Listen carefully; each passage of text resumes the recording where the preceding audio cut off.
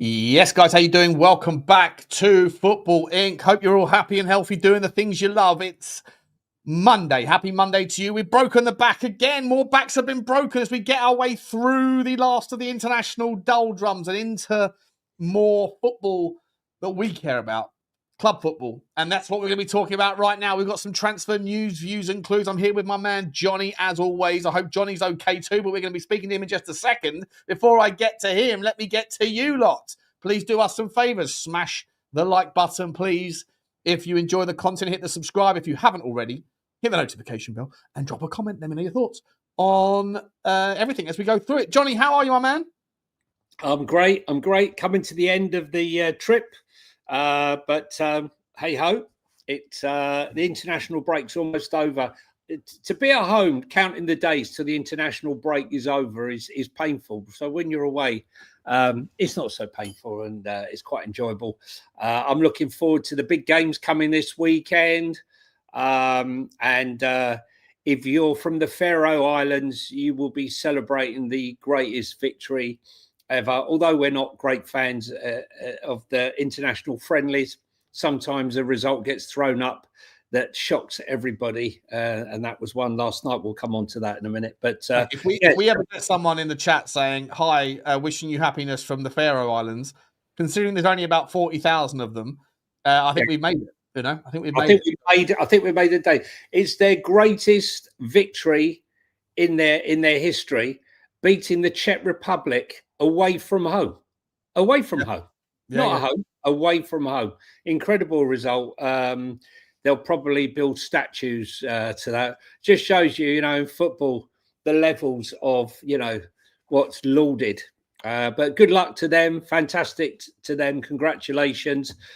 Scotland just about scraped through a really embarrassing victory last night against Belarus, who hadn't won a game or got a point, I don't think, until last night. And let's be honest, they were bloody lucky against Greece, where Greece suddenly imploded, conceding 3 goals in like about 10, 15 minutes. They cannot play like that if they want to go to the World Cup. And I don't think they've been to the World Cup, Sean, in 37 years or something like that. Yeah, that's right. Long time.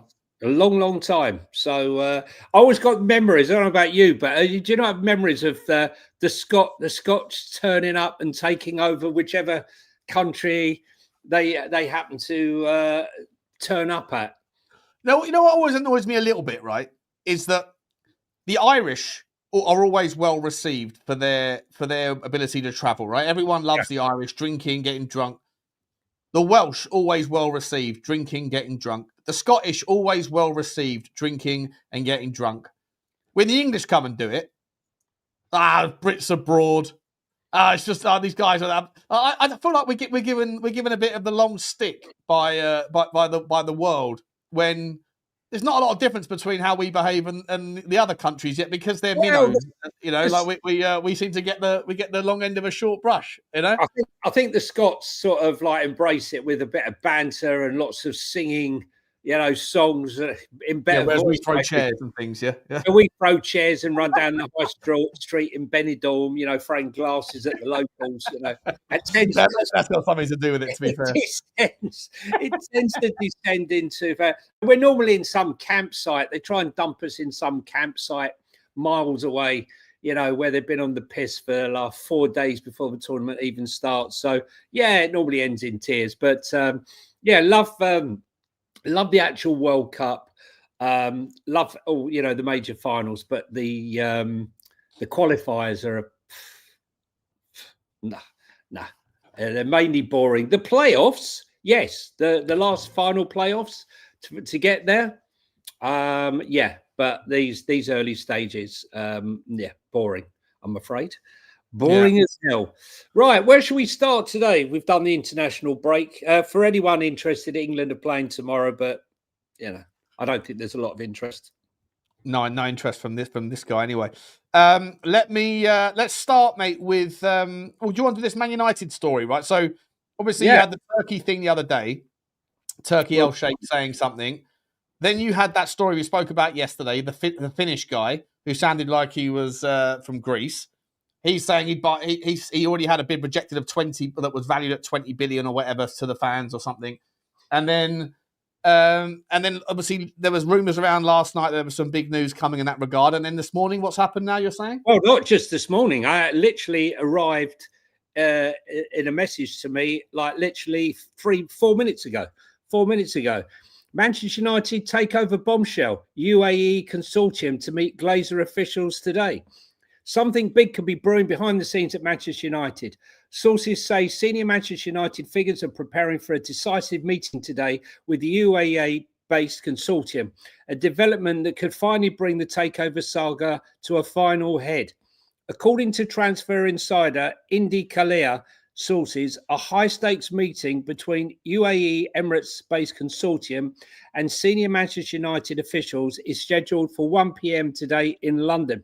Oh, that was also that Indy Kalia story. Yeah, that's the guy. That's the guy who's been roundly, like, he's got 450,000 followers on Twitter, but he was outed as a works in a KFC. We shall see, won't we? The news signals an acceleration in the pursuit of the Premier League giants.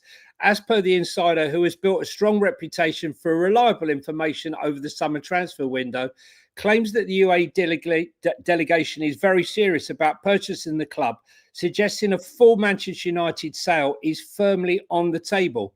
Crucially, the report claims that the current owners, the Glazer family, are now fully open to all possibilities. Talking on X, he reported, our sources at Manchester United are reporting that UAE Emirates-based consortium will meet today at 1 o'clock. This marks a serious shift away from previous stances, which often favoured minority investment only. The flexibility from the Glazers, coupled with highly motivated and deep-pocketed UAE consortium, opens the door to a full buyer that could satisfy the owner's hefty valuation, previously rumoured to be in excess of 5 billion. What they're saying is Manchester United's revival, right? The prospect of Middle East-backed takeover at Manchester United could mark the beginning of a new era, and one that mirrors the transformation seen at Manchester City and at Newcastle United in recent years. The difference here being the fact that Manchester United already generate vast sums of money, unlike that of Newcastle. And it just goes on to say significant investment. We shall see. That Indy Kalia guy, mate. He's been outed. He works in KFC, so I used to report on him as well. If this story is just his story from last night, then we'll see. But he likes to claim he was first on everything, but just basically makes things up. The thing is, Sean, right? This channel is about the rumours. Yeah, of course, 100%. And right now, Manchester United are up for chat because let's be honest, Mr. Ratcliffe is making a pig's ear of it, if you want my opinion. You know, 100%. alienate half the staff, getting rid of them all, buying players he doesn't know, holding on to a manager that he shouldn't have held on to, you know, and now, you know, saying that Ruben Amorim can stay for 3 years. Look at Mikel Arteta. We read out the stats yesterday, didn't we? He's won 16 games of his first 50. Yeah. Listen, but you know, look, at the end of the day, what I would say with regards to United is they always seem to find the money, and there's loads and loads of stories out today regarding Manchester United. Maybe we'll go, rather than going player for player, we'll go club for club, right? So the Manchester United stories today, mate, in terms of massive money that they're willing to spend, it carries on, bro. It carries on. We're talking about Man United. Let's talk about them. So they're looking at getting that young kid, Ayoub Bouadi, the Lille midfielder, who's like 17 years old, I think he is. Yeah. And like that's according to Dean Jones, 18 years old he is. They're looking at him. He's going to cost an absolute fortune. I mean, rumours saying it's 40 million quid. I'd be very surprised if it's that. Unbelievable, this kid. I haven't seen a lot of him, I've got to be honest, but neither have I. I've seen it. I've watched him on Y Scout and that, but Y Scout's just like, you know, clip by clip by clip. You don't get to see the kind of full context of the game state when you're watching them, but looks like a real technical beast. Very kind of mature for his age. But there's a never-ending list of players, teams that are looking at him. But they're saying 40 million quid. But look, Archie Gray was 40 million quid. This kid's going to be probably a lot more than that, I would imagine, unless Lille have got some major issues because of the French financial situation that most of those clubs find themselves in. You've got stories out that Antoine Semenyo, multiple reports this morning are indicating that Manchester United are actually at the front of the list for Antoine Semenyo. I guess there's a lot of speculation there. They're looking at Keenan Yildiz as well, right? Keenan Yildiz, everyone knows about Keenan Yildiz now. He's unbelievable left winger, can play off the right out of Juve. Whether or not he'll leave Juve to because he loves Juve, right? Whether maybe it's just forced because of their financial situation. The links according to Goal.com, Adam Wharton is that their main priority for January, and they're going after this young kid from where is he? Brino Biden, who plays for Corinthians, who's like another sort of 15 million £1 wonder kid in the central midfield sort of stakes. And that's just from this morning, Johnny. That's like 5 stories this morning. There was another 5 different players yesterday. They must obviously have money. And so the reason I'm saying all this is I'm tying it back to maybe there is some sort of no smoke without fire with the UAE thing. There might be. I mean, look, the thing is an old agent trick to go out there and create an interest in your player and say, I don't know anything about it. Like, don't know, oh, Man United really after your player? But if you put it out there enough, there's always someone out there you can make a phone call, as we could be seen. There's loads of people on X who purport to be an ITK. Only as a quick phone call to them, they post a story, and before you know it, it's rolling down the hill, gathering momentum, and then some major broadcast or whatever picks up the rumor. There's more rumors than fact. Let's be honest. Listen, how many times the flip-flop between Bruno Fernandes is for sale, isn't for sale, is going, isn't going.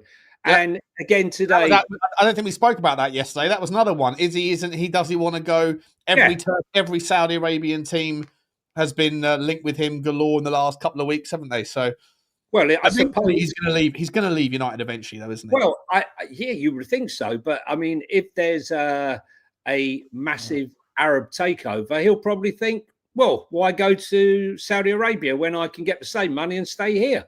Mm-hmm. Yeah. So I would wait and see what happens with that one. But who's going to be leaving it? Let's just play. Listen, I don't believe it, but let's just play let's do the hypothetical. If UAE, whether it's Dubai, El Thani wants to come back in, something like that, whatever, from Qatar, whatever. What are we saying here? Is Sir Jim Ratcliffe going, screw this, I'm not doing this anymore, I want out already?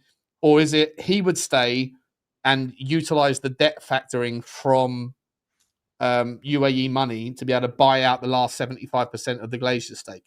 Well, listen, let's be honest. The Arabs can afford to lend you money way below the rate if it came to, for example, the shock and horror they had when they found out that building the stadium would cost $2 billion. Right. If you are being backed by the Saudi, Qatari money, $2 billion, they stuff down the back of the couch. So, they would fund that at a very favourable rate, just like Arsenal and the Cronkies lend money to Arsenal at a crazy low rate, which enables Arsenal to spend the money they're doing today. In fact, I think there's an article out today on Swiss Ramble, just diverting quickly, about Arsenal and how Arsenal have managed to spend the amount of money that they have spent in this window, the biggest net spenders by quite a while, quite a way, should I say. So, that has obviously been helped by the funding of the Cronkies. And here's a scenario where Manchester United, even though to me, I don't understand how Jim Ratcliffe in January is saying the club is on the brink. Yeah, we need to cut money, having to put money in, cutting jobs, cutting everything. And then come the summer, they go and spend huge sums of money buying players. And all we're hearing now is, more players coming in. But I can't see Semenyo going there. you might have gotten Mbeumo there because he's been a supporter since he was a kid, that old one.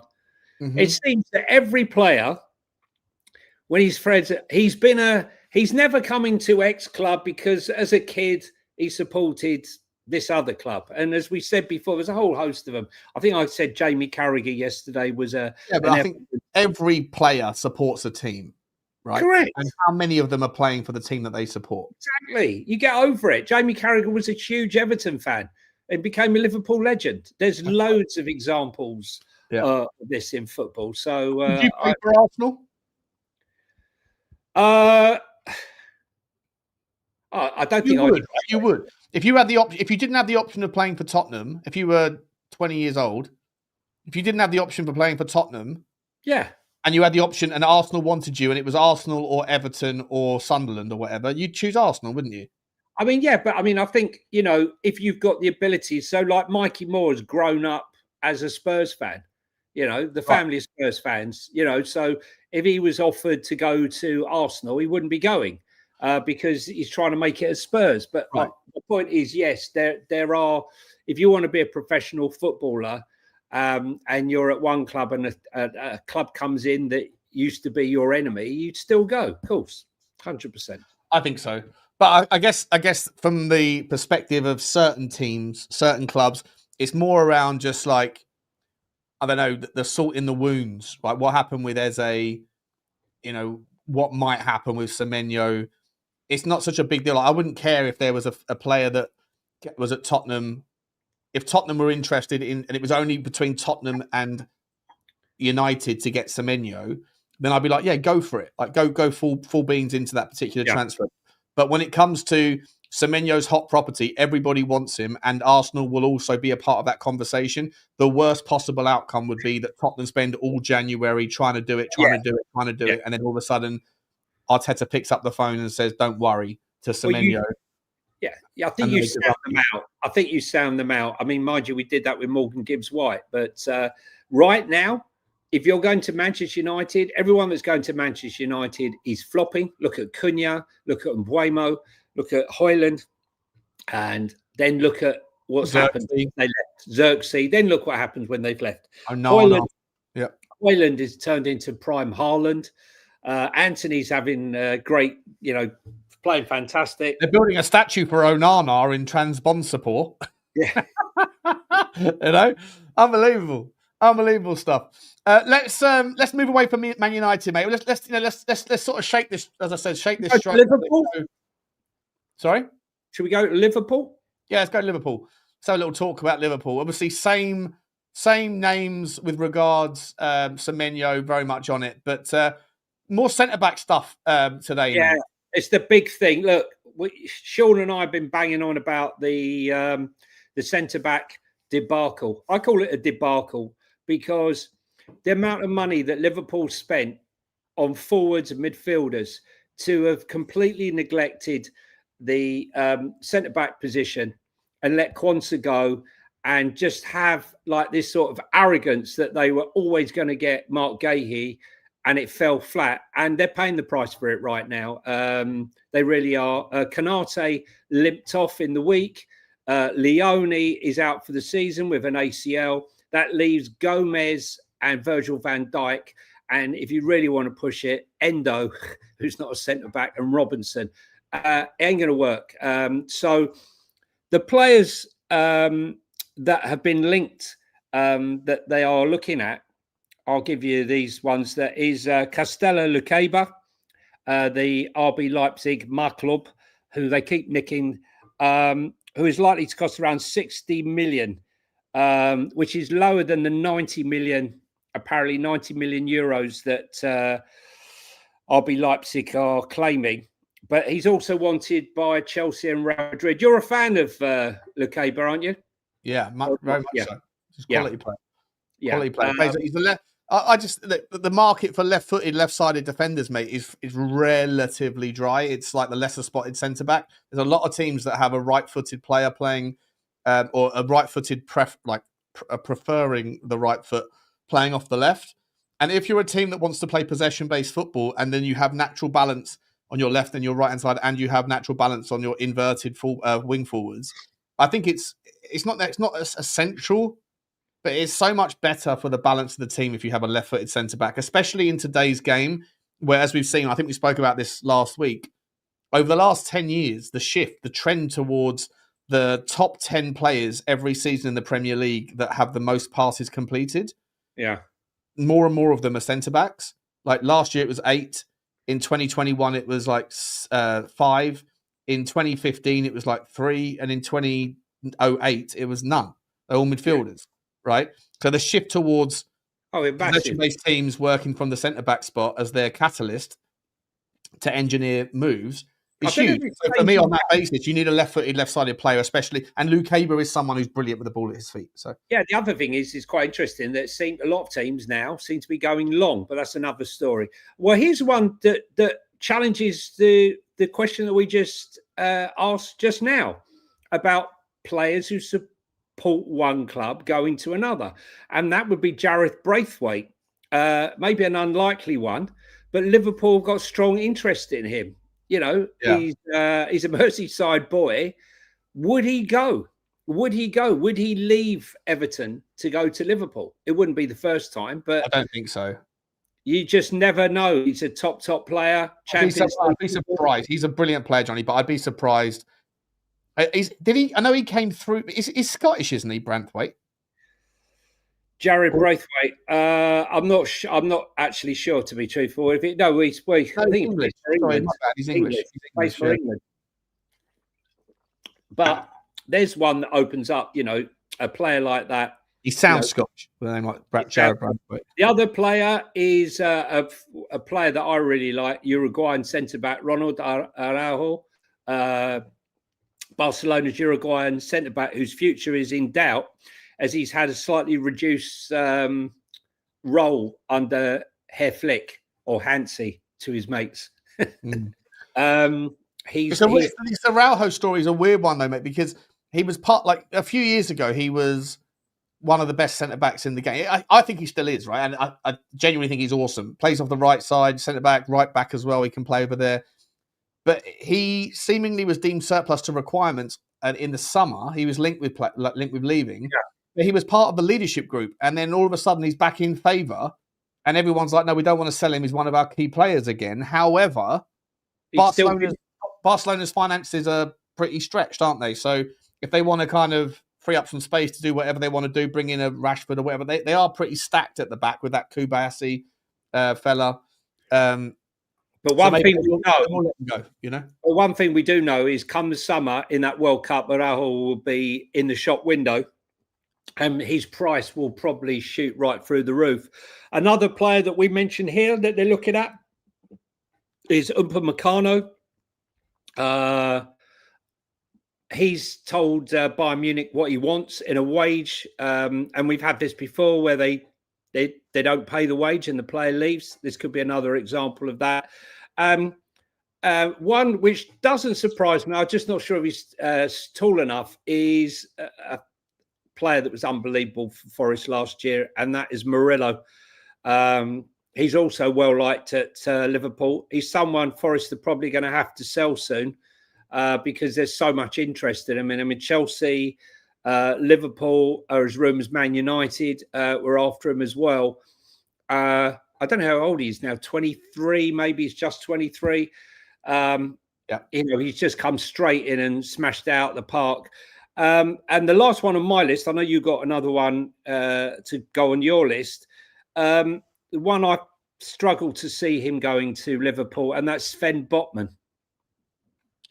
Yeah, I don't think he'll leave Newcastle. I think he's a brilliant player. He's not played every game though by Newcastle, right? Like he's sort of used in rotation, but he's very. For me, he's a very very.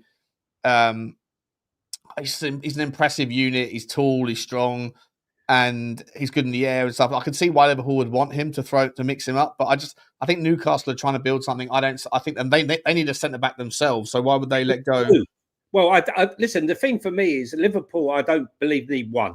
I believe they need two centre-backs, right? So could they go for a clean sweep of free agents in Mark Gahey and Upamecano? I mean, that would strengthen them seriously at the back if they managed to bring those two in. but I don't know. They're in trouble, Liverpool. I know a lot of people don't agree, but I've thought it from the off, and nothing's changed in my opinion. And if Konate is injured, I know he left the French camp early, and if he is injured, then it's going to spell disaster, because Gomez and Virgil van Dijk, what are they going to do? Play every game in the Premier League and Champions League and bring in Endo? Believe it or not, there's actually reports out from Corriere dello Sport this morning that AC Milan are looking and tracking and are interested. Their dream target is Joe Gomez. Well, I mean, like, what are we doing here? I don't know. They're just dream, rumors. Well, dream sounds like a bloody nightmare to me. I mean, I don't think Gomez is all right. He's versatile and no, stuff. he's okay. He's okay. But listen, when you're Liverpool, it's a shame.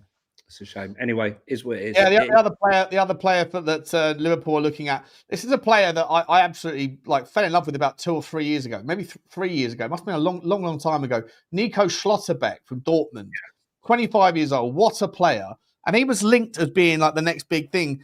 And then I haven't really heard his name. I know he's doing well at Dortmund or whatever, but he's never been linked for the last couple of summers. It's just like his contract is just sort of going through the motions. But Liverpool also looking at Nico Schlotterbeck, and he's a player, mate, that I think will be.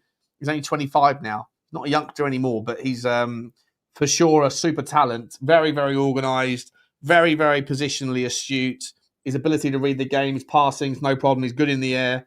There's very little to not to like about Schlotterbeck. I think you could make the argument he could be a little bit more physical, but he's a very, very, very, very solid centre back, and I'm surprised that he hasn't really captured too much in the way of transfer rumours over the last couple of years. So, but apparently this morning, according to reports, Dean Jones, I think it is, he's saying Tottenham Liverpool have made some sort of inquiries over in that direction, and it wouldn't surprise me. I mean, some people in the chat saying that Liverpool really wanted Mickey van der Ven before Spurs sign him. Every player has their price. So how much would he be? Jordan says Joe Gomez is no issue. Good luck with that one. And Jared says, what about Tomori? I thought he was saying, what about tomorrow? We'll have a show tomorrow as well as today. Tomori, I love you, Tomori. You're always a day away. Tell me, while we're on Liverpool, just so we don't leave, Mohamed Salah,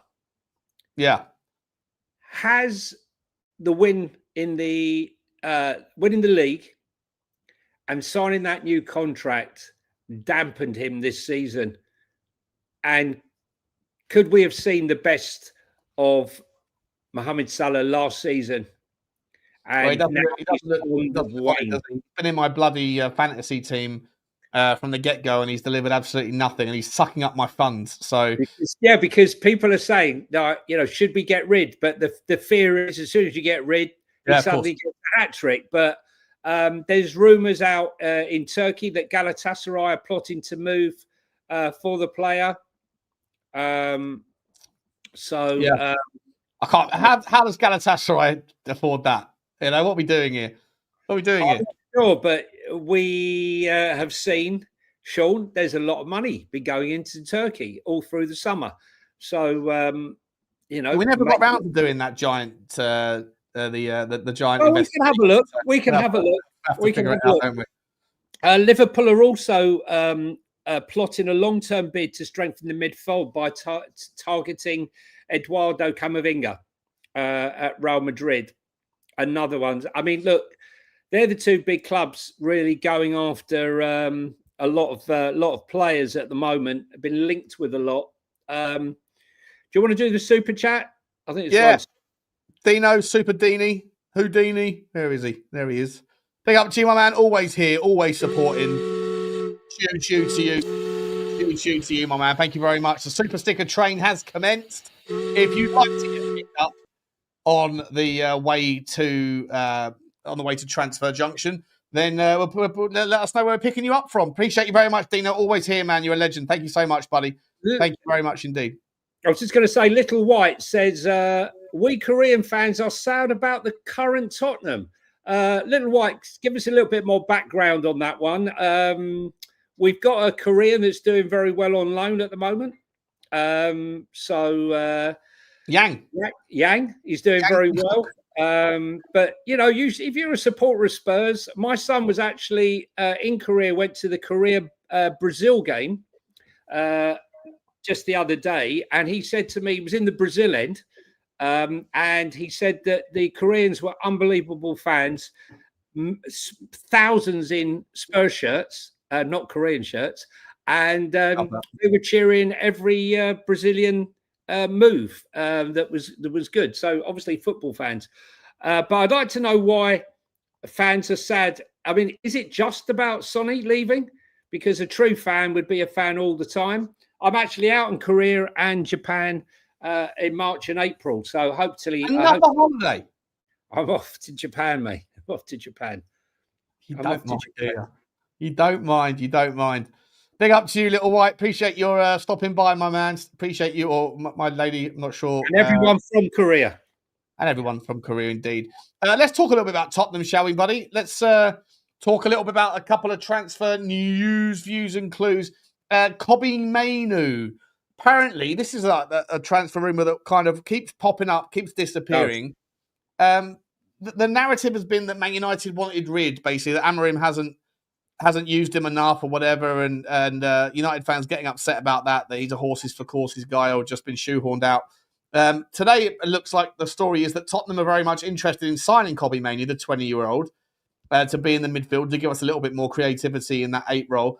But that United now, according to reports, are not interested in selling him unless for an obscene amount of money. How do you see this one? I don't like. Is he a needle mover in the 8? I don't think he's any better or any worse than what we already have. And I think that we've got good players, but not great players in those positions.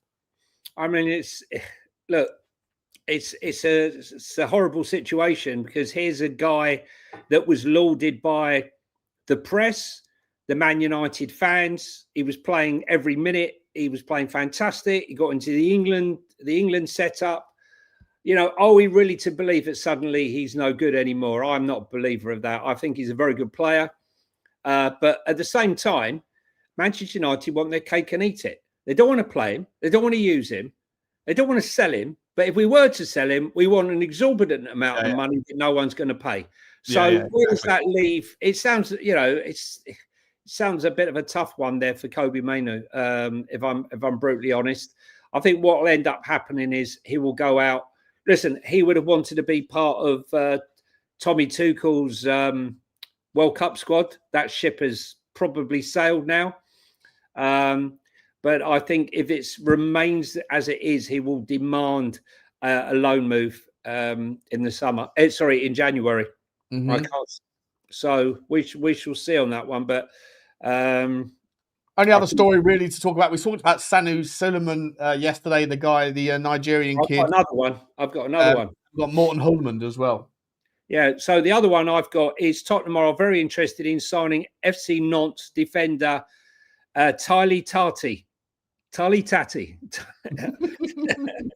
What a great name, mate. Tali Tati, the 17-year-old, is already part of the first team squad in La Ligue 1 club, and his performances have attracted the attention of 6 major Premier League clubs.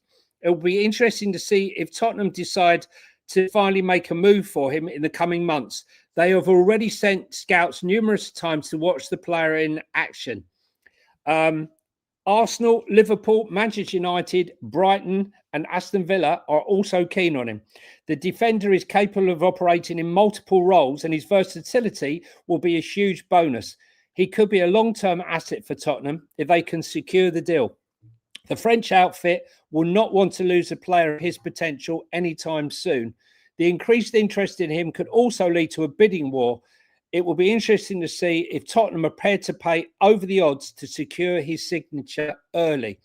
Tottenham has shown a willingness to invest in talented youngsters, and they are looking to build for the future. And the 17-year-old would be an exceptional acquisition. He has the physicality and the technical attributes to do well in the Premier League. Yeah, he's huge. He's like 6'3". and he's 17 years old, 6'4". Yeah. I must admit, I didn't know Taylor Tati. I've never heard of him, to be honest. Well, now you have. So you heard it here first, guys. Well, you might have heard it first if you'd read the article. Yeah. Well, I doubt they've read the article because it's so obscure, this one. But it's obscure. It's probably well, we look for any bit of news that we can find. Yeah, we'll spread the barrel 100%. Yeah. But I don't know, maybe he's huge. Maybe they called him Tatty because that's all he eats. Tatties all day long. Spuds. Nice. Spuds for breakfast, spuds for lunch, spuds for dinner. Talking about spuds, Arsenal are considering a move for Sevilla midfielder Lucien Agome, one of our favourites, Sean.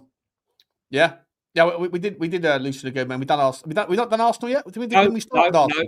No. Okay. No. Yeah, Lucien Agome. One wonderful player Lucien Agome is.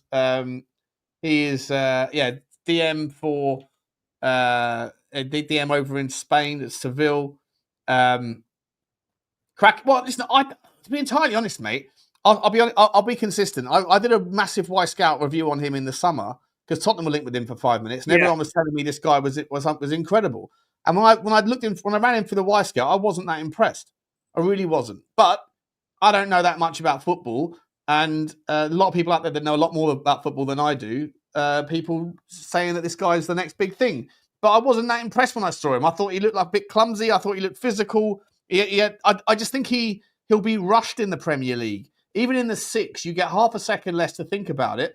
And he always looked like, whenever I saw him, he would trap the ball or whatever. He was good at winning the ball back, don't get me wrong. As a 6, he was very physical and good at timing tackles. But then when it came to sort of getting the ball out from underneath himself and then finding a pass, it was a little bit erratic. So he might be good at the defensive side of the game, but a 6 these days needs to be just as good with the ball at their feet as they do winning it back. And I wasn't that impressed when I saw him. He's a good player.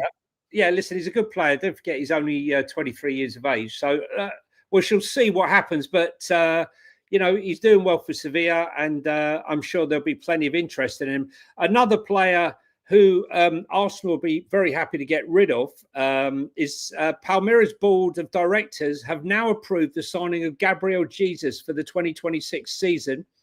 The decision, which was made by El Presidente Leila Pereira, aims to bring the striker back from Arsenal amid advanced negotiations. I don't think he'll cost a lot, will he? How long's left on his contract? I don't know. I don't think very long.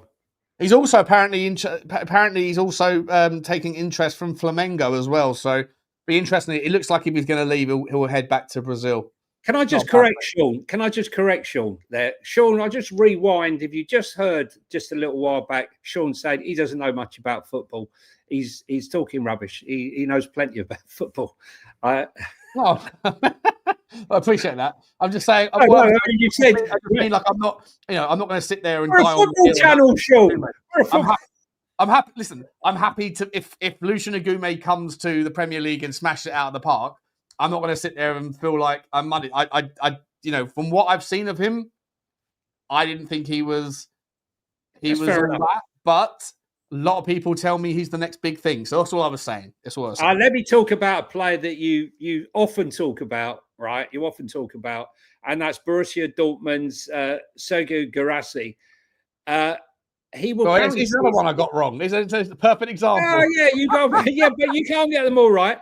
We'll see his release clause drop in the summer amid strongest interest from the likes of Barcelona and clubs in the Premier League. His current release clause has been reported at 70 million euros, but it's apparently going to drop. I mean, if it dropped to 50 million, could Barcelona still even afford him? I don't think so. 50 million. He's 28 years old. I know. It was literally last season was his breakout season, and then it was the season before was his breakout season. Before it was, That's when I said I think he looks clumsy. I think it's a little bit by luck rather than design. Some of those goals, and then last season he goes and puts in 13 goals in the Champions League. Yeah, I mean he absolutely. And there are people in the Tottenham fan base that remembered that I said, I don't rate that Guirassy. I think I said, he's doing it. He's doing bits at Bremen. I think it was at Bremen or Stuttgart. I think it was actually. I was like, he's doing bits. But like whenever I've looked at him, he looks like he's just in the right place at the right time. He looks like a little bit scrambly. And then he goes and bangs in 13, 14 goals at Dortmund or whatever in the Champions League. And then a few people go, that's Serhu Guirassy, Butler. I remember you telling me he was shit. And he hasn't stopped banging the goals in since. Yeah. But listen, that happens. It's the kiss of death. Just when you say he's great, he turns to crap, and it can happen the other way around. Guys, if you're in the chat and you haven't hit the like button, your like game has been really poor the last week or so. Please hit the like button. And as we always say, I hate repeating ourselves, but the subscribe button is only hit by a small percentage of you, a very low percentage of you who watch the show, love the show. But if you want us to bring more content and bring more stuff to you, we need to grow our subscriber base. So if you hit the subscribe button, it doesn't cost you anything. It just means that you can find us and you'll know when we're going live. So thanks for that. Everton, England goalkeeper Jordan Pickford set to extend his spell at the Everton by signing a new long-term contract. I thought it was older than 31, actually. Been around a long time, hasn't he? Yeah, I thought he was like 33, 34, something like that. Yeah, because goalkeepers can go out for a long time. And he's going to sign a new long-term contract. He's a goalkeeper of extremes, like pulling off wonder saves and then doing, brain fart moments where it's just shocking performances. But listen, he deserves it. He's been there a long time. Here's one for you, for all you Spurs fans out there. I wonder how long this one will last. Luton Town are closing in on a deal to appoint Jack Wilshere as their new manager. Well, how's that one going to go, Shawnee? I'll tell you what, mate. That's not like for him. That's actually a really decent appointment. Like for him, it's a great appointment. For him, he's got like, how's he landed on his feet there? He's an absolute wreckhead, isn't he? Yeah, I mean, I see him around. There's a particular Greek restaurant I go to when I'm in London, and I've seen them in there a few times.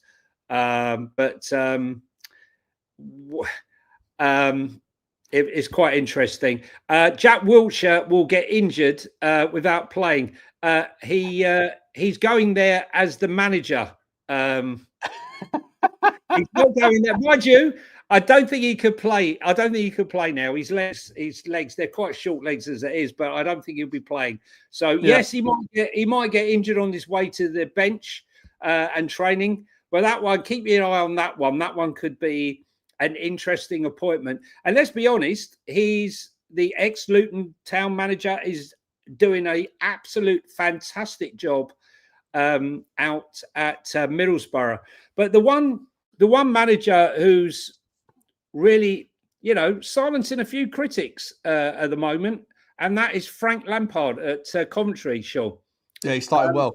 The only unbeaten team in all the leagues. And they've scored 12 goals more than any other team in the league.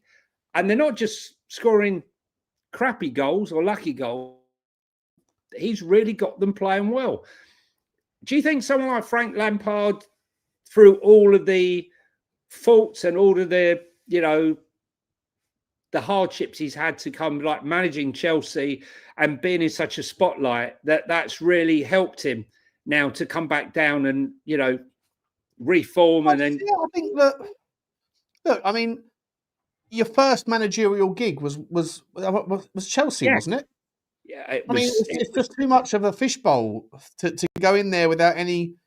Like we said this about Ryan Mason years ago, didn't we? Like you can't just expect to be, like a 17-year-old playing football and then just becoming a starter for a Premier League club. Like you have to earn your stripes, and I think that Frank Lampard will probably improve. He's a very intelligent guy. He's got he's like a Mensa level IQ, apparently, like super intelligent bloke. And, maybe it was just a little bit all too much too soon, too much pressure, whatever. It didn't work out at that level, but you're competing against people that have been doing the game and that they're at the very best of their own levels, and they're 30, 40, 50, 60 years old or whatever. So, management, like anything else, is something that you learn, over time. So I think those things have probably done him well, given him some good lessons and matured him, given him a thicker skin. And now he's got his baseline. If he does well at Coventry, I'm sure you'll see him back in the Premier League in 3 or 4 years. Or maybe he'd be there with Coventry. I mean, listen, he turned up last year. They were 17th when he arrived a year ago. And here they are, unbeaten in the league. I mean, yeah, we've seen the starts before, but they are smashing in goals. I think it's something like 12 or 13 goals more than anybody else. I quite like that Haji Wright. He played against Spurs last season in 15 the cup. goals more. Yeah, 27 goals in 9 games. Yeah, 3 goals a game. Wow. Yeah. I mean, he's absolutely, undefeated as well. Yeah. I think, Middlesbrough are doing very well under the ex-Luke boss.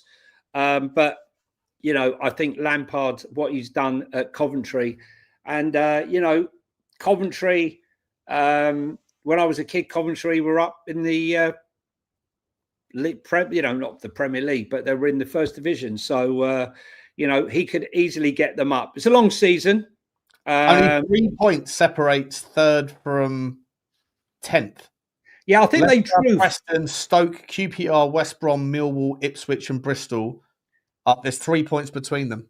Do you know what's interesting? I love the Championship. It's such a great league. Isn't it? It's one of the best leagues in Europe, I think. I think he drew for the first 4 of his 6 games. And then since then, he's gone. I think the team that's made the comeback, the biggest comeback, has got to be QPR. Didn't they lose their first game 7-0 or something? Yeah. They got smashed, yeah. Absolutely smashed to bits, and all of a sudden they're making a comeback. What else have you got there, Sean? I won't bother going for the teams, but let's just go through some individual stuff. So Arda Güler, the Real Madrid player, he's constantly being linked. He's been linked with Tottenham, he's been linked with Chelsea, been linked with City, been linked with Arsenal. Premier League move. This kid he's 20 years old now, I think, but he's in 7 games in Real Madrid. He's 3 goals, 3 assists. He's been involved. He's been involved in 35% of all of the goals that Real Madrid have scored. And his parents are his agents, his representatives, I think, or his family is. But the stories won't drop that he's linked away. And I just wonder whether it's because, I know he plays off the right or plays in the 10, but he hasn't been sort of handled very well since he's gone there. He hasn't had enough minutes, and now he's getting it. And Xabi Alonso's giving him some time, but there's just constant links. Is it maybe because he feels like he's only playing as many minutes as he is because some of the other big players at Real Madrid are creating disharmony? Like the Rodrigos, the Vinnies, the Mbappes.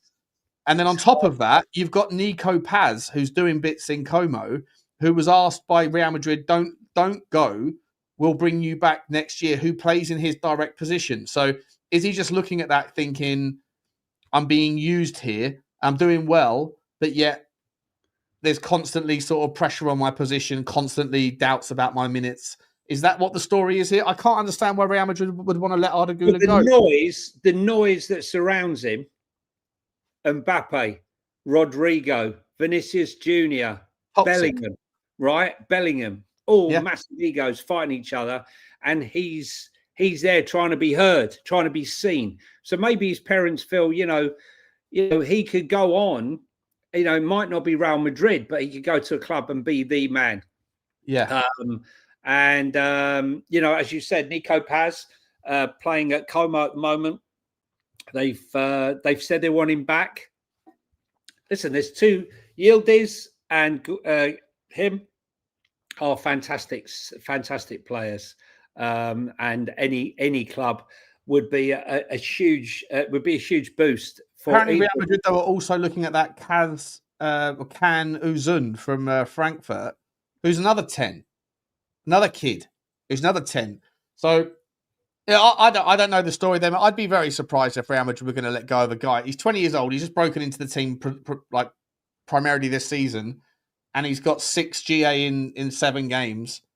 And yet the links are there constantly that he's leaving. It's a very odd one. Not really sure about how it works out, but I don't really see it. Panning out in a certain way. In terms of other stories, mate, I think we've done Kobe Mainu. I think we've done Morgan Rogers. There's like these links to.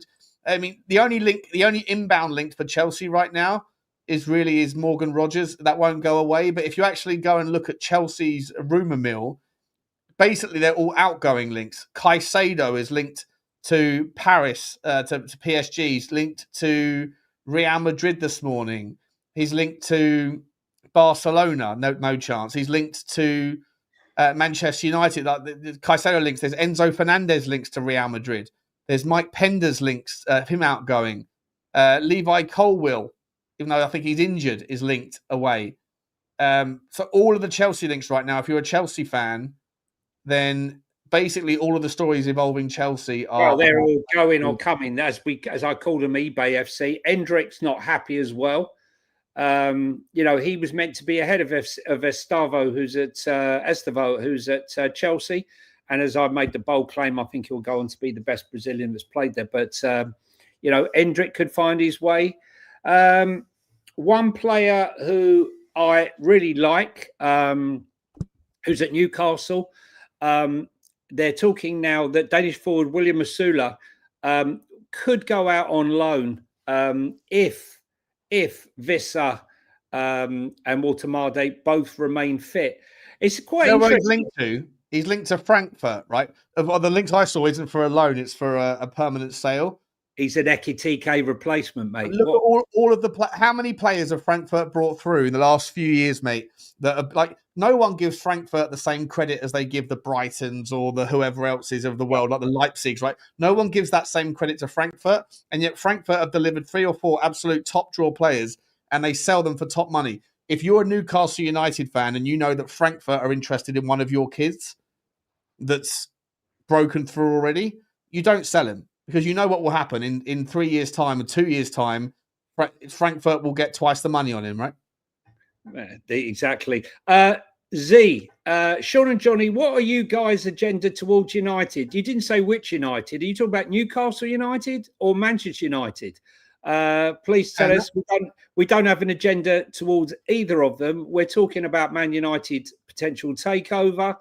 And the only thing we're talking about Newcastle at the moment is Osula's potential loan away. So if you come back, we haven't got agendas here. There's no agenda, mate. We're just talking. In fact, Man United. We've got no agenda against Man United. Man United are, a topic of conversation because of the amount of players they're being linked with right now. I don't know, Z, whether you caught the top of the show, but we were talking about a potential buyer and a meeting today in London between Glazer representatives and UAE. Maybe go back and listen. No agenda here. Real Betis are to launch a January move to sign Real Madrid striker Gonzalo Garcia on loan. He did quite well in the Club World Cup, didn't he? Yeah, good player. Good youngster. I think, didn't he score 4 goals or something in the CWC? Like he was very good. We were very good in the summer for a brief minute, and then it was poo very quickly. Yeah, I just think that it's like a factory of producing players that are rolling out. Lucky dip. Which one are you going to get? Are you going to get the one that's going to be superb, or the one that turns out to be, like our defender who we bought from Real Madrid for 26 million, who's now gone to Inter Miami. Quick super stick up from Spurs OC. Big up to you, Spurs OC. Big up from Orange County, USA. Thank you very much, my man. Choo to you for the super sticker. We'll be able to pick you up on the super sticker train. Thank you so much, my man. Very much appreciate your support, as always, from all of you guys. Every day someone's in here shoving some support our way. We very much appreciate it.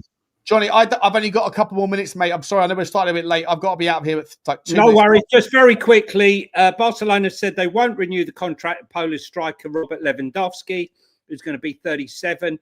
And Marcus Rashford says he's set his hearts on, despite the interest from lots of clubs throughout Europe, he only wants one deal, and that's a permanent deal at Barcelona. So that's fine with me. Guys, hit the like button.